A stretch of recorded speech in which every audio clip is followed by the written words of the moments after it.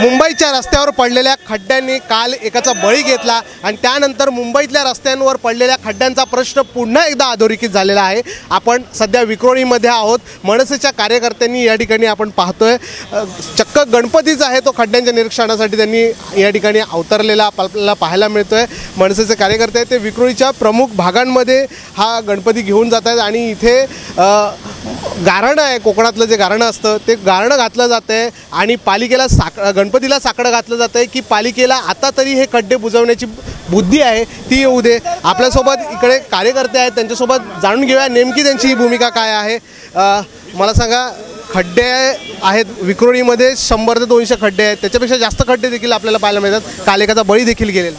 100-200 खड्डे नाहीत, हजारोने खड्डे या कन्नमोर नगरमध्ये आहेत आणि काल खरोखरच एका व्यक्तीचा पवईमध्ये या खड्ड्यामुळे दुर्दैवी अपघात झाला। त्यांच्या जी परिवार आहे त्याच्यामध्ये आम्ही दुःख सहभागी आहोत।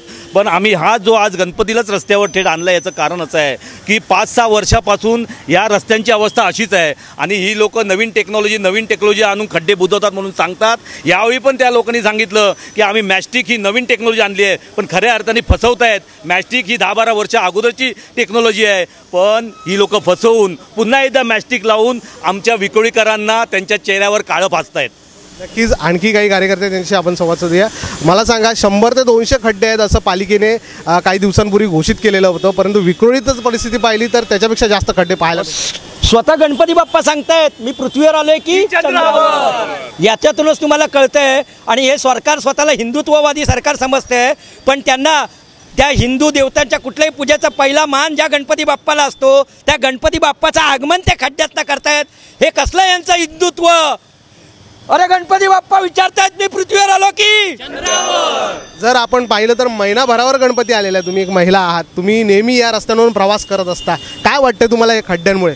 खड्ड्यांमुळे जनतेला, सामान्य जनतेला खूपच त्रास होतो किंवा लहान मुलं, तरुण मुलं बाईक जेव्हा चालवतात तेव्हा खड्ड्यातून त्यांचे अपघात होतात।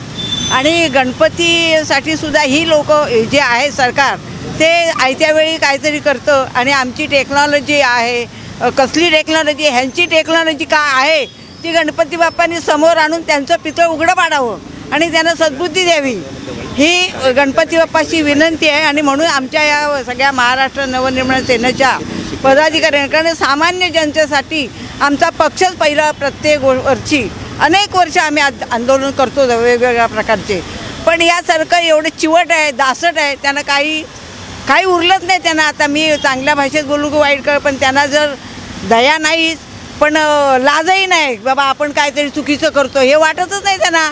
ते निर्लज्जम सदा सुखी सरकार आहे त्यांनी। आणि आम्ही गणपतीला सांगतोय आम्हाला जनतेला सुखी ठेवण्यासाठी तू बुद्धी दे आणि या सरकारचं काय चाललंय ते बाहेर काढ।